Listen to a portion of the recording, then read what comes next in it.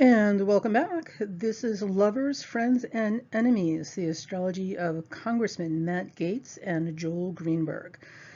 Quite the salacious scandal that is unfolding before our very eyes, and I hate to say it, but I'm actually kind of enjoying it. So it's a soap opera level scandal, and I'm not much for soap operas, but I'm definitely enjoying this, mostly because it's proving me right on a few points. Which always feels good. Okay, so this particular segment, we're going to focus on Matt Gaetz, the individual, before we get into Matt Gaetz and Joel Greenberg and their friendship. So let's take a look at who Matt Gaetz is. So in case you're not familiar, let me give you a little backstory here. So this is our cartoon villain, Matt Gaetz. He is a U.S. congressman, uh, and his specific job title is House Representative for a specific county in Florida or section of Florida, which I believe is called the Panhandle of Florida. Now, I don't know anything about the Panhandle of Florida, but I do know that different regions of Florida have very distinct personalities. So I believe they call the Panhandle of Florida Florabama. So like it's a combination of Florida and Alabama, and all of that implies, I think that's the case. But I do know that the Panhandle of Florida, or Florabama, wherever that happens to be that they nicknamed it, is nothing like Miami, baby, which is a totally different culture when you get into that area. So, and I'm sure where you live, it's the same thing. Different areas have very different personalities, right? So Matt Gaetz comes from the Trump supporting, flag waving, conspiracy loving, area of Florida, which actually is most of Florida. And Matt Gaetz's new nickname now is Florida Man. And if you know anything about U.S. news, you know that the more ridiculous, retarded, bizarre, or unbelievable something is, the more likely it is probably coming from Florida. Hence, Matt Gaetz's new nickname, Florida Man. Okay, so that is him in the big profile picture. On the right side at the very top is Tucker Carlson, who is a right-wing conservative media pundit and a living testament to what your daddy's money and social connections through your very expensive college education can get you in terms of job positions in life. He's a potato. Tucker is a potato. And this particular screenshot is from an interview with Matt Gaetz and Tucker Carlson. About the scandal, and Matt Gaetz, because Matt Gaetz is who Matt Gaetz is, in the middle of the interview said something to Tucker about, well, you remember, Tucker, you were there at the dinner with one of my girlfriends, my companions. You were there with your wife, and you could clearly see blah, blah, blah. And Tucker, Tucker went sheet white and then kind of started backtracking. No, I don't remember what that's all. I don't know what you're talking about. I have no recollection. And listen, if you're over 40 and you have any experience with people behaving badly in relationships, you know what that is. You know exactly what that is the minute it started. And that is basically Matt Gaetz confusing Tucker Carlson's date that evening with his wife, because that was more than likely not Tucker Carlson's wife that he was at dinner with Matt Gaetz with, that Matt is remembering. And or Tucker Carlson's date that night was not only not his wife, but probably was barely legal herself. And here Matt Gaetz is throwing him under the bus right there on national television. The video segment's online somewhere. It's priceless, so you should watch it just to see Tucker Carlson's face. Okay, and in the middle, of course, we have Matt Gaetz' chart, which we're going to go over. And the bottom picture, now there's some interesting notes here I want to add to this. So on the left side of the man on the left side in this picture is Roger Stone.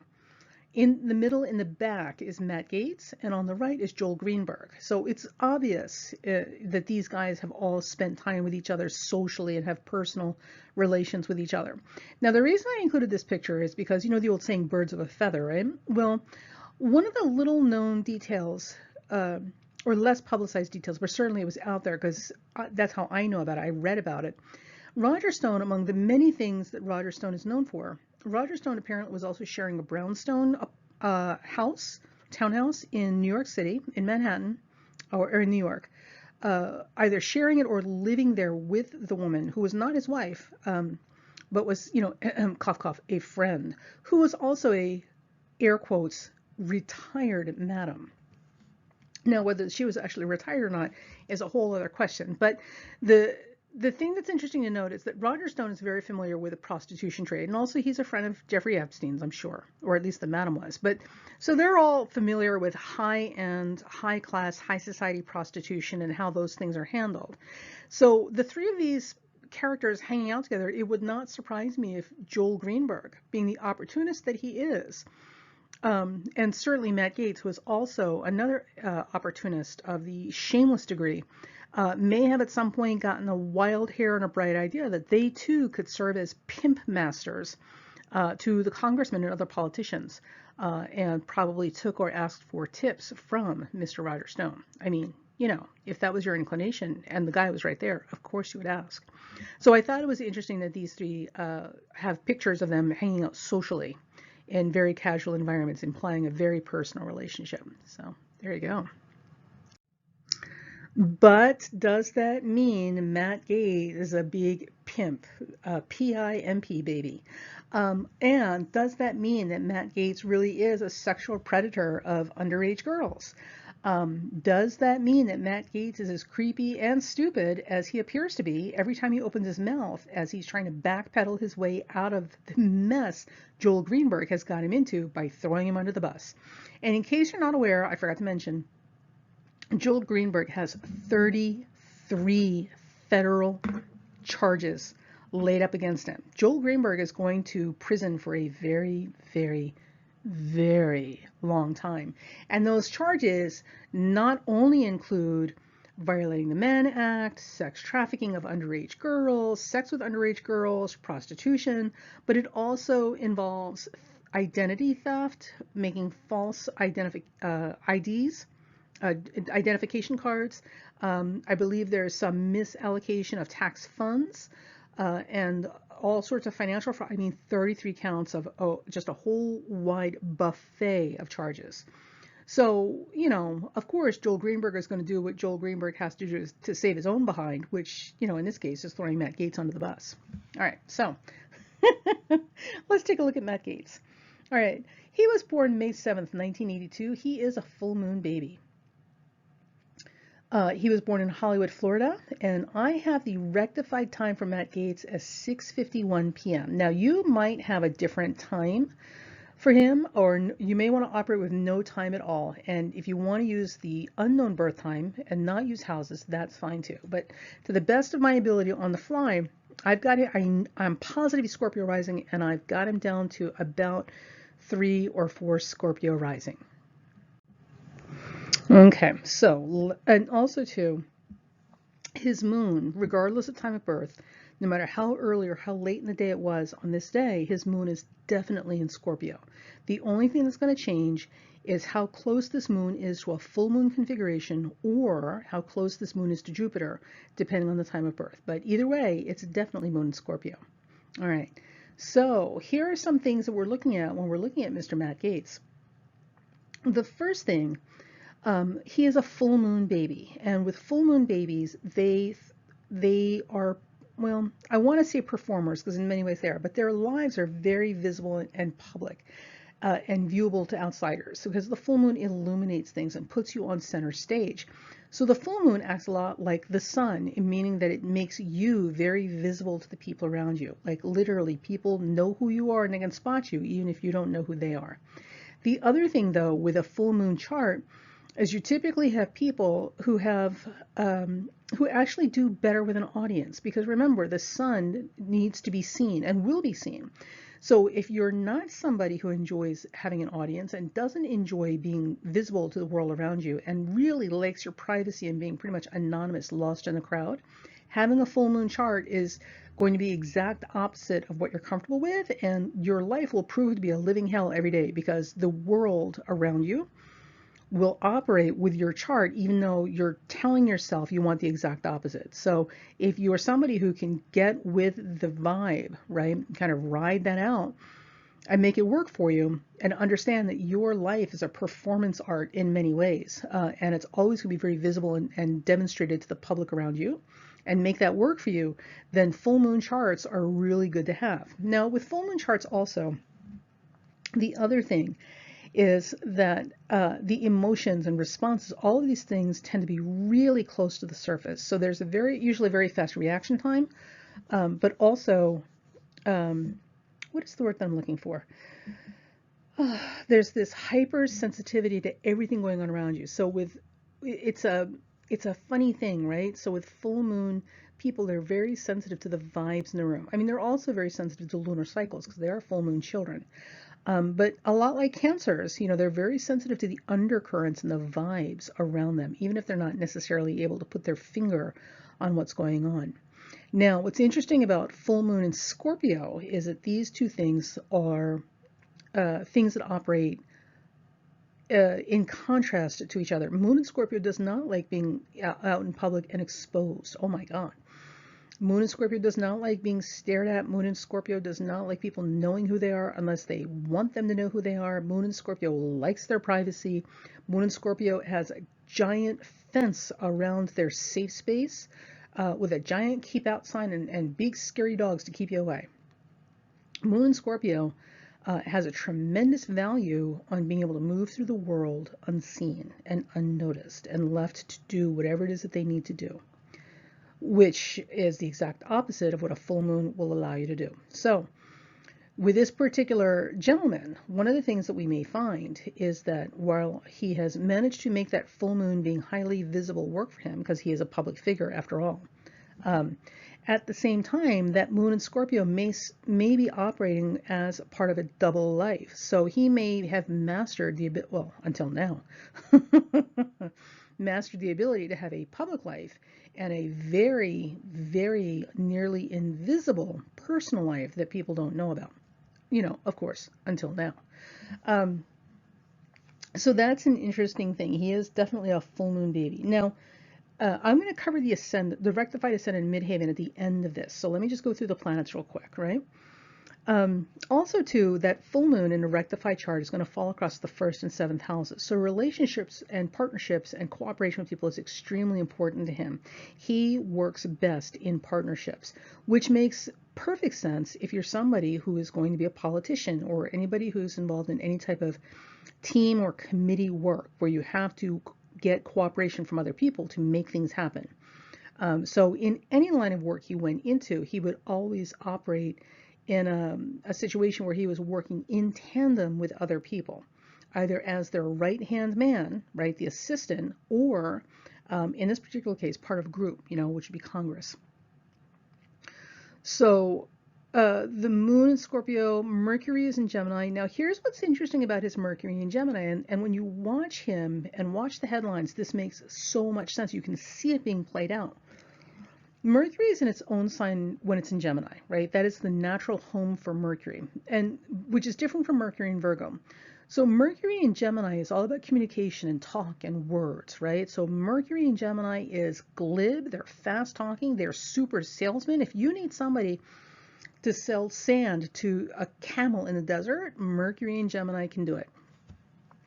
Mercury and Gemini, because of their flair and love for words and their agility, they're quick on their feet when they think.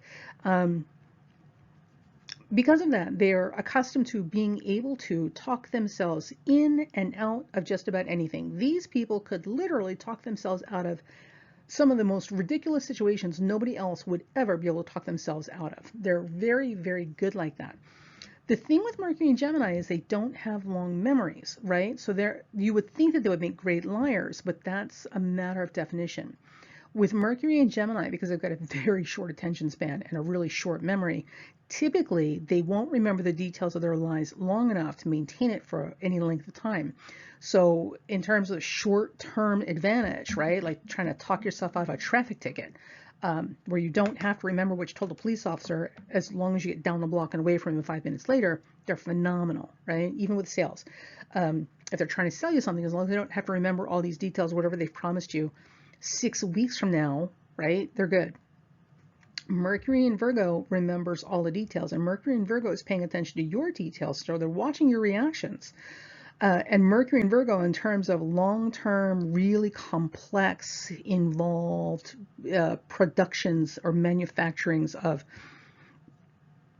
falsehoods or, alternative facts. Mercury and Virgo is going to be much, much better at it. But Mercury and Virgo generally doesn't spend a lot of time doing stuff like that because they've got better things to do.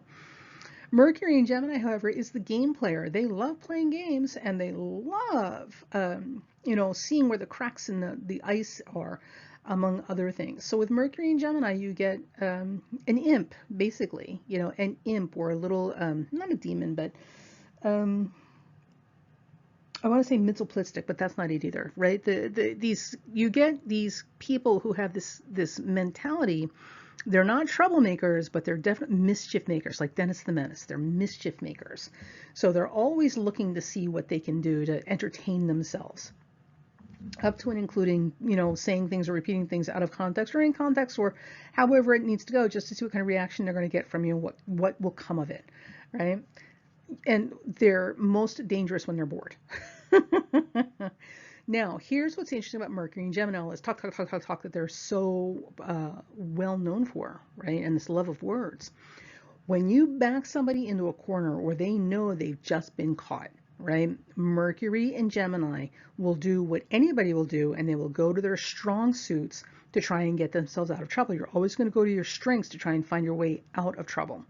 With Mercury and Gemini, that means that they're going to go to talking fast and talking in circles and like rapid fire, right? Like they'll literally like just throw all kinds of stuff at you to distract, dissuade, confuse, or otherwise exhaust you so much that you just give up and you even forget what the original question was or the problem was. So the worse trouble Mercury and Gemini is in, the more they start talking and the faster they start doing it, and the more stuff like spaghetti they start throwing at the wall to see what's going to stick to get you to stop, right? Or at least back off. Our last president had a strong Gemini influence, and he did the same thing. So when he got backed into a corner, or when he felt he was backed in the corner, it was throw the spaghetti at the wall and let's see which of these distractions is going to work. And let's just keep doing it in high volume until people stop or they get confused and give up. Mercury in Gemini is better at it. And it's all words all the time. So the deeper the problem becomes and the more guilty Matt Gaetz is, the more he is instinctively going to talk faster, in more volume, and with more confusing stuff, or just like all sorts of things. Because remember, he doesn't have a long memory, so he won't remember what he said last week. And he's going to dance. He's going to verbally dance and dance and dance and hope and pray that eventually you're going to get tired and stop. Because that's Mercury and Gemini. Everybody goes to their strength when they're in trouble. And Mercury and Gemini, that is their strength. Playing with words, and lots of them. Okay. Now, he has Venus in Aries and he has Mars in Libra. So he has a Venus-Mars opposition. What's interesting about this Venus in Aries position, especially with men, is that with men who carry, and it's different for men and women. This is one of the planets that behaves differently depending on your gender presentation in the world, right? Or whatever sex you are, whatever the word is they're using to define whether you're a male or female or something in between or unheard of yet, right?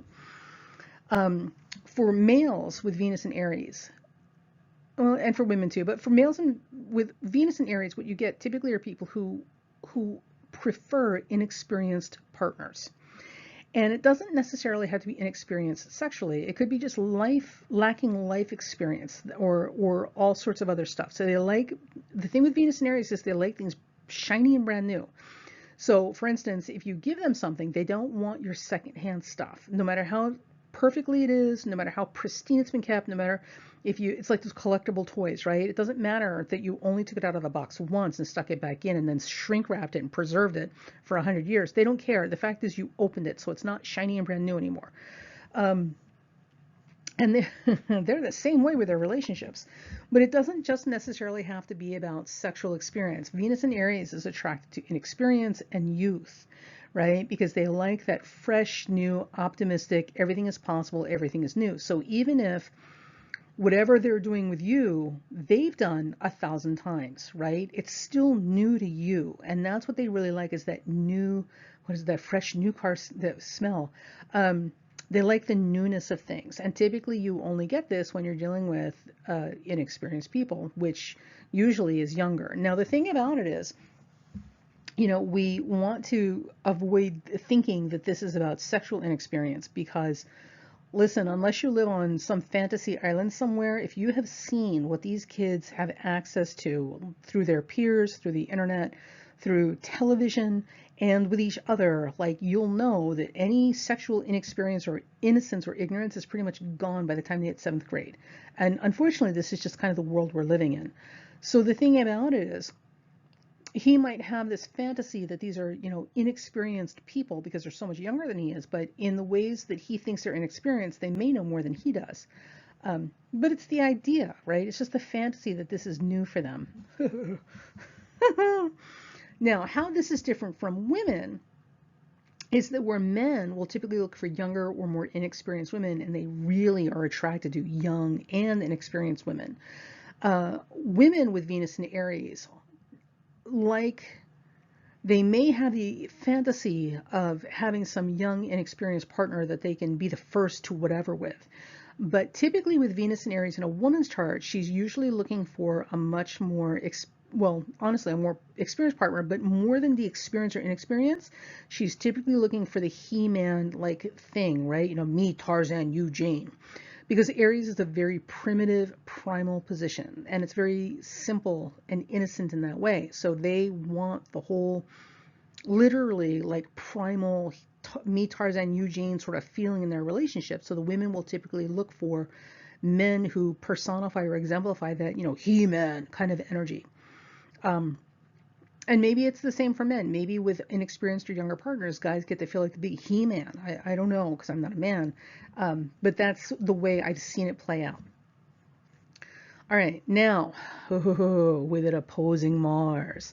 So with a Venus-Mars opposition, now things are going to get a little bit more complicated. So before I get into that opposition, let's talk about Mars and Libra, right? So Mars in his chart, and remember, the chart ruler defines the chart. You need to know what the ascendant is if you're trying to find the chart ruler. The chart ruler, not the ascendant, is the key that unlocks the chart.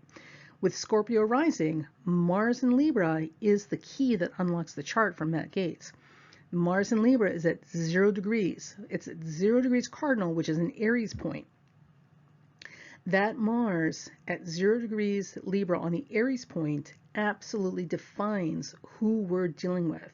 Now, a couple of things about this. Because it's on the Aries point, one of the things that happens is that we know that there's going to be some level of fame, right, or public visibility that's going to come with this, whether they like it or not, right? They're going to represent something to the world.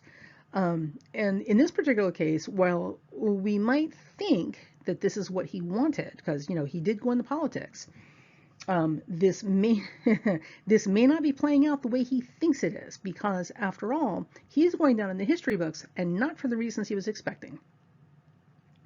Now, the other thing that I thought was interesting with Mars and Libra, what's interesting about this placement, and I don't know what this is about, it's very, very odd, right? Just a little anecdotal observation.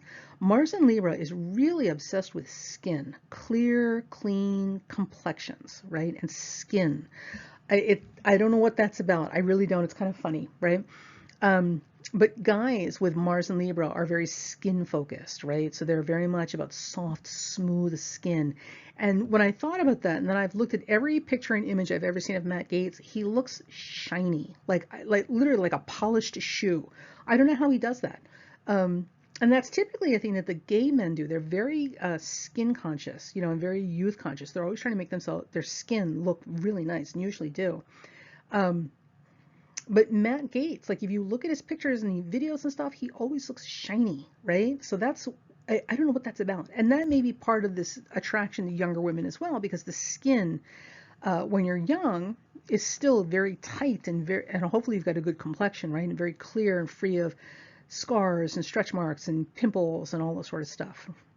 Maybe, I don't know. So anyway, that's Mars and Libra. I thought that was interesting. Now, Mars and Libra also is a very cooperative position. These people must be in relationships, working with other people. They know that the best way to get stuff done is with the cooperation, assistance, and support of other people, and they're absolutely right there with it, making that happen.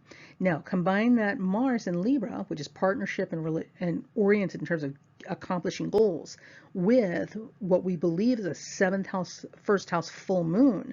And this is definitely somebody who cannot function alone. They must be in partnership with other people. So this is not a lone wolf kind of character. This is the guy who's got to have the Thelma and Louise travel partner, right? For his, uh, nefarious activities. So this is one of those bad kids that's only bad as long as they've got a sidekick to be bad with them. He'll never do these things on his own. He's not a lone wolf character. Not like Roy Moore, that senator in Alabama, that disgusting pedophile. Anyway, oh, grr. Sorry. Now remember, the Mars is the ruler of the ascendant, which makes it the chart ruler. So where's Mars in this chart? It is in the 11th house. Do you know what the 11th house is? The 11th house is the house of groups and teams and Congress. So whenever you find heavy 11th house placements, you're always going to find somebody who's very active in group affairs, right? So whether it's the local town hall for the neighborhood community watch, or in this case Congress, right? They're there, and that's where they thrive and operate best.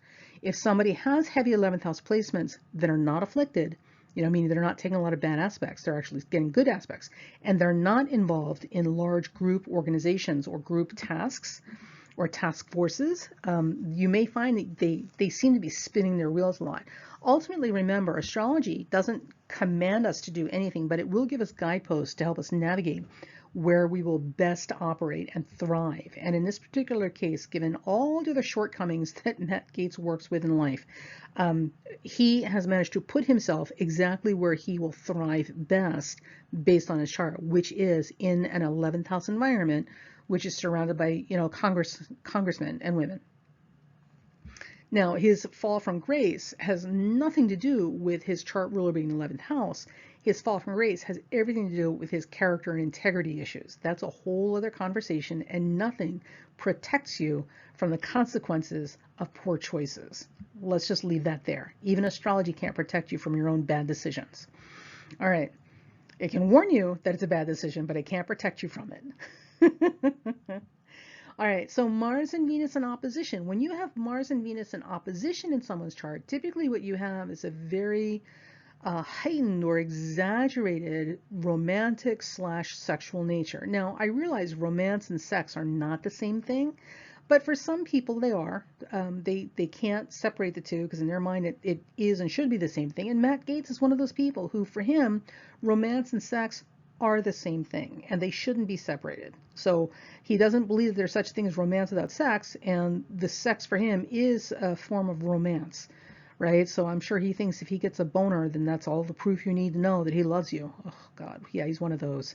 Anyway, with Venus and Mars in opposition, you get somebody who's got a very heightened or exaggerated love nature. Now, this could be good, this could be bad, depending on a lot of different factors in the chart. In his particular case, remember, we've got that Venus in Aries, which is all that He-Man, me, Tarzan, you, Jane sort of simplicity, with this Mars in Libra, which is very much about relationships, and that 7th house full moon involving Scorpio. So I can't, oh God, it's going to take me 8 hours to explain how to break this down. So let me make it really short and quick for you. With this combination of planets, the full moon in Scorpio, Venus-Mars opposition involving Aries and Libra, and the chart ruler being that Mars, right? And with Jupiter and Scorpio rising on the chart, this gives us the picture of somebody who, one, is typically selfish by nature. So he's often preoccupied with his needs, his agendas, his goals, his boner. Like your satisfaction or having your needs met in this relationship, in or out of bed, is a secondary consideration to him, right behind him getting what he wants, because in his mind, it just doesn't occur to him that there could be any other way. Meet Tarzan, you Jane. Also, too, with this particular combination, aside from the selfishness or self-absorbed kind of the self-absorbed drive that moves this, the other is that Scorpio, you got to know about Scorpio energy in a chart. Strong Scorpio energy, they're boundary pushers. So they don't believe anything you say. So you tell them the line is here and thou shalt not cross, they're going to hear you say those words, and in their mind, they're literally thinking, oh yeah, really? Well, let's see about that.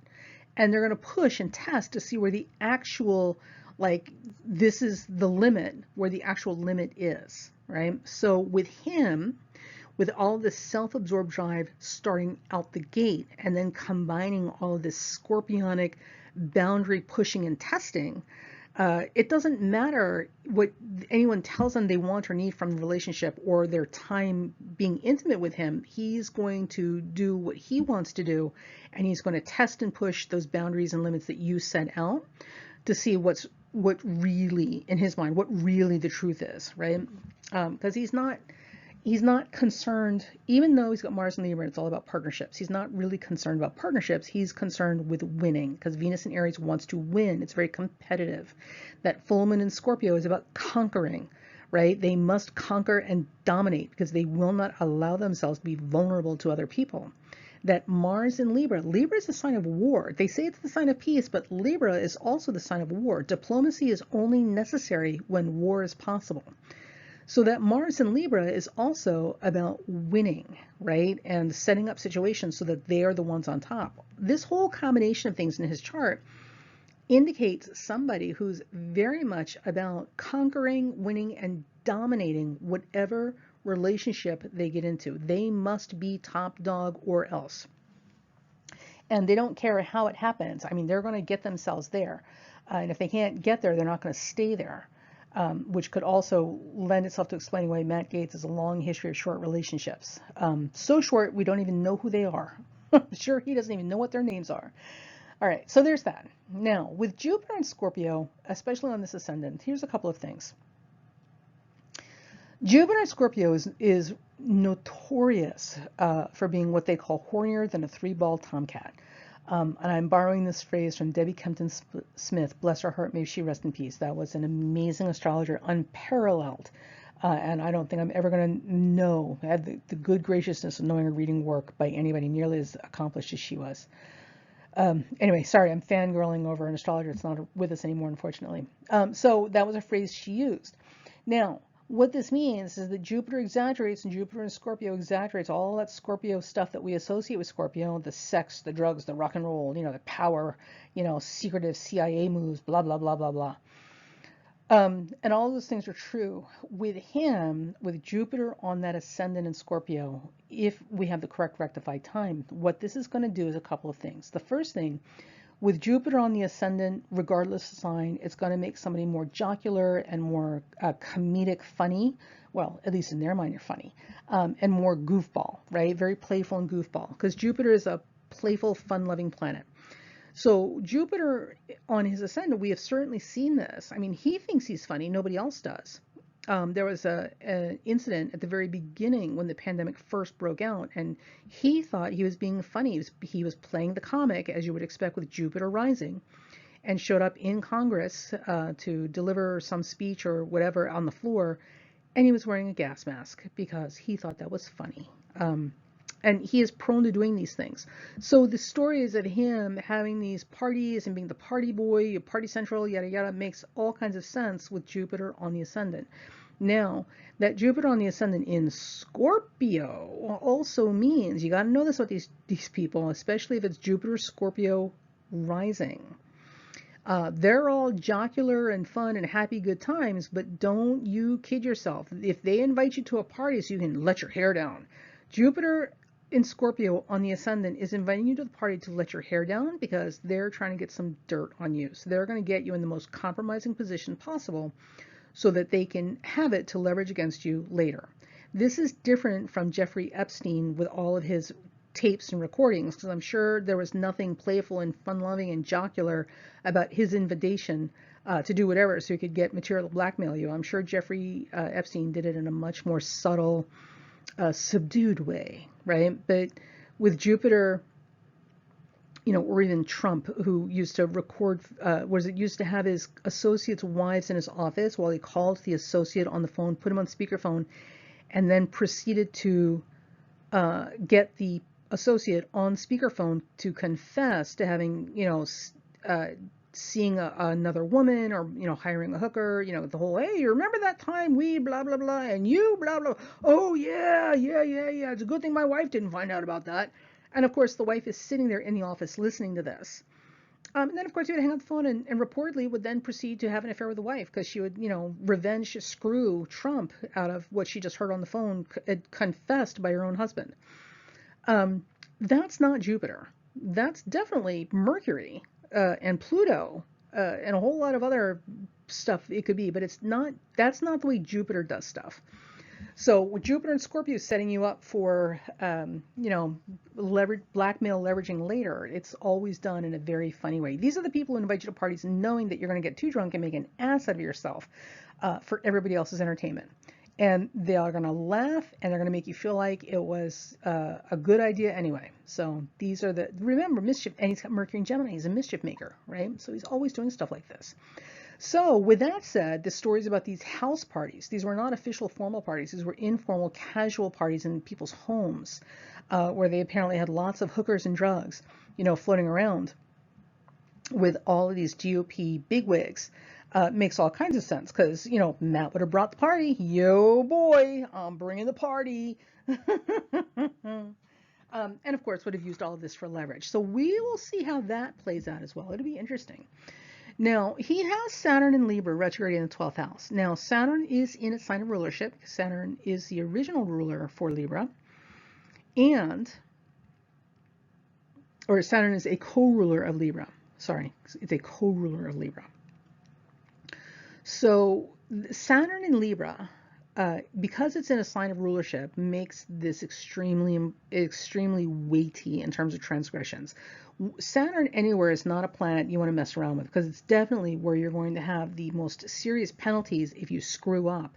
Because you knew you screwed up. You can't know you're not screwing up when your Saturn's involved. You know it before you do it, because that's the nature of Saturn. It's the big open wound that every time you poke it, it hurts. You know it's there, and you know it's gonna hurt if you poke it. So you can't say you didn't know, right?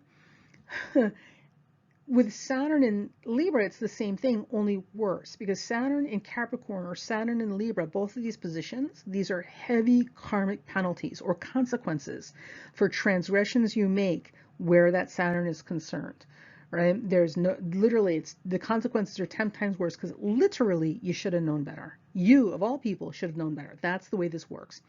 Now, with Saturn in Libra, his consequences or karmic penalties have everything to do with the integrity of the relationships that he maintains. And certainly the integrity of a relationship and his integrity toward other people in relationships is definitely on the table right now, under fire. And he's earned all of it. He knew. With Saturn in Libra like this, however, with this playing out the way it is, the penalties for his transgressions are going to be much more severe than it might necessarily be for other people. And we're seeing that with the congressmen, even Roy Moore from Alabama, who is such a hebephile, such a teeny bopper chaser, that he was literally banned from a local mall. The entire area in Alabama knows about this man, right? And yet, Roy Moore is only barely made uncomfortable about these things, in spite of the fact that these are huge, significant crimes against society and certainly women, right? Chasing 13 and 14-year-old girls so often that they literally ban you from the mall. That's bad. That's really bad. And yet he's only had a little bit of discomfort with it, and you're probably only hearing about it now from me, and I only heard about it because it's mentioned in passing as part of something else during the last administration. And yet, here's Matt Gaetz, who is allegedly involved in an underage female. We don't know, and it's probably true, honestly. If you ask me, it's probably true. But also, too, with this dazzling array of paid companions that he was partying with, many of them were probably of legal age and certainly consenting adults. And yet, the hammer is coming down on him so hard, you'd think he was sleeping with infants. And the entire GOP party, everyone literally is pulling back from him faster than bats backing away from the light. They can't get away from this kid fast enough. That's a huge, strong, powerful response to his Saturn transgressions that he's now paying the consequences of, right? And think about the fact that what he's doing is still nothing compared to Roy Moore, Senator Roy Moore of Alabama, and some of these other congressmen. So that is the power of a planet in rulership. everything that happens with it, it's even larger. And God forbid you have Saturn in its rulership in Libra or Capricorn, because if you commit transgressions and that Saturn is involved, the penalties you will pay will be 100 times more painful and more serious and have more gravity than anybody else doing the same thing, because that is the nature of the beast. You came into this lifetime carrying that cross. You knew better. You knew before you did it you shouldn't do it, and you did it anyway. You knew better. And that is Matt Gaetz. So it will be interesting to see how this plays out, especially in the arenas where it has to do with relationships or partnerships. Remember, Matt doesn't do anything alone. This is not his nature, not with a full moon across the 1st and 7th house, not with Mars and Libra. This man doesn't do anything alone. Therefore, ergo and therefore, anything Matt has done, other people were involved, right? Or they're right alongside him doing the same thing, this whole, frat house, jocular, date rape sort of way. So I'm sure Matt's got a lot of dirt on a lot of other people, and they know it, So it will be, and remember, he's just going to talk, even to the point that he doesn't even know what he's saying anymore, because the further in you get and the more guilty he realizes he is and the less escape he has, the faster and with more volume he's going to talk. And he's got no memory, so he's not going to remember what he said. So he's just like that interview with Tucker Carlson. He's liable to say something and make a huge verbal gaffe, right, that accidentally throws other people under the bus because he's not seeing it. Like, oh, wait, right, oh, oops, whoopsie daisy. So this will get colorful for sure, as if it weren't colorful enough. And finally, I just want to add here,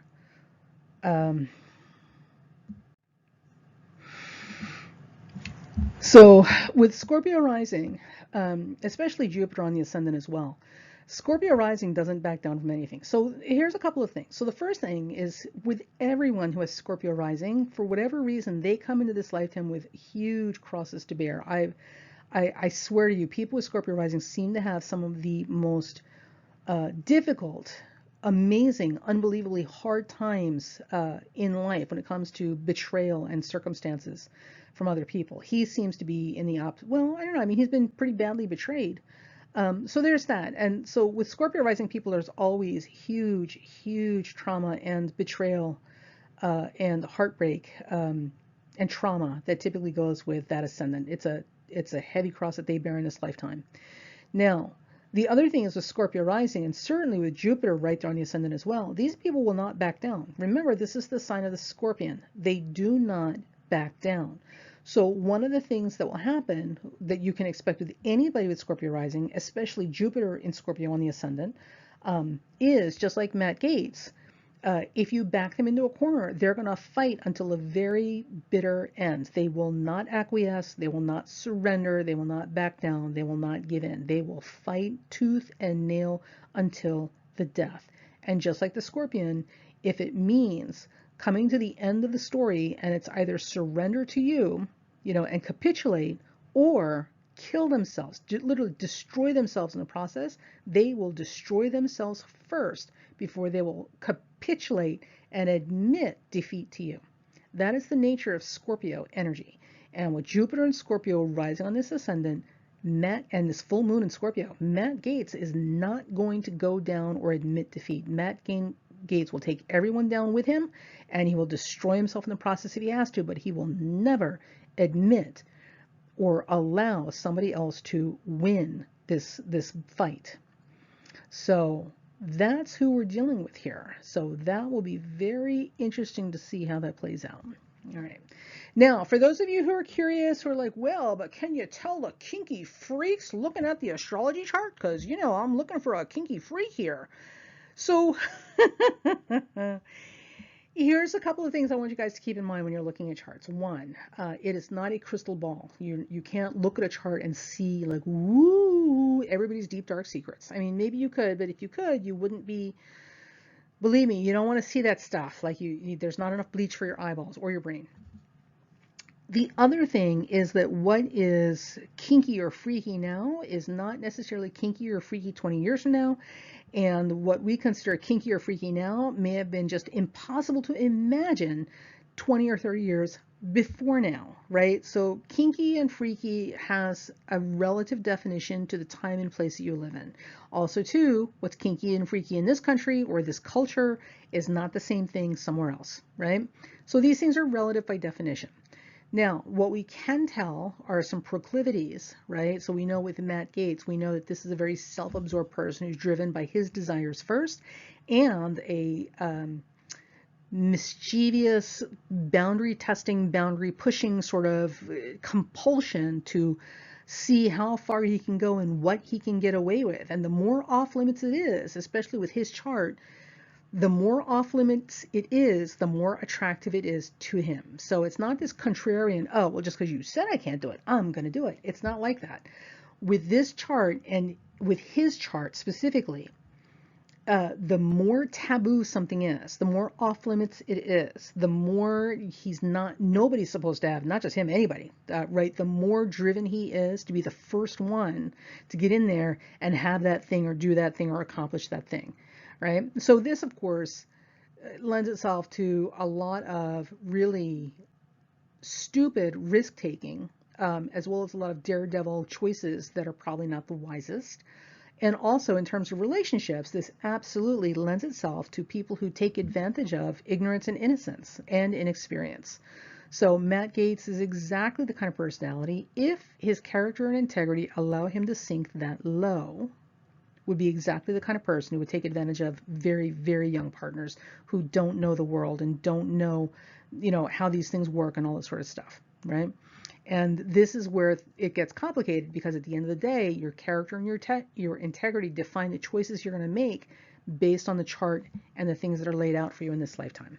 So can you actually tell like who's a big sex freak? No, you can't. You can get some indication of how high or low the drive is to express oneself physically or intimately, whether one experiences intimacy on a mental level or an emotional level or a physical level. All of these things are part of bigger examinations of character. So it's not that simple. So if anybody tells you, for example, that somebody with, Uranus is a good one, because Uranus is very experimental, right? So, somebody with Mars and Uranus together or Venus and Uranus together, oh my God, they're going to be so kinky, like not just the feather, but the whole rubber chicken. No, that's not how it works. And that's not what it's about. And you're just as likely to find somebody with Mars in Taurus, who's even freakier, right? Or Venus in Aries, which, by the way, tends to be very mental. Venus and Aries people, the sex is in their head. So they're all about quickies. And usually in inappropriate places with inappropriate people. But more than that, that Aries energy wants it fresh and new. So they always want to go see what else they can do that they haven't done before. So in terms of that's where you're going to see it. But again, that doesn't mean that they're kinky or freaky, right? Because what we're talking about are two different expressions, okay? Because kinky or freaky is a definition of something. Wanting to go do something you've never done before or being experimental, that's a whole different conversation and can show in many different ways, which for us may be very tame, right? Like, oh, that's not kinky, which to somebody else is the height of, oh my God. So there you go. I hate to burst your bubble, but that's kind of what that is. And ultimately, you should be looking for partners you actually like with their clothes on before you worry about what happens when their clothes are off. Just saying. It's usually a little bit better when you like the people you're dealing with. Okay, so this has been a general overview of Mr. Matt Gaetz, and for the next one, we're going to do his best friend turned enemy, throwing him under the bus, Mr. Joel Greenberg, in the next segment. So stay tuned and make sure that you are subscribed, you have the notification bell clicked so that you get notifications when the next video comes up. All right, we'll talk to you guys soon. Bye.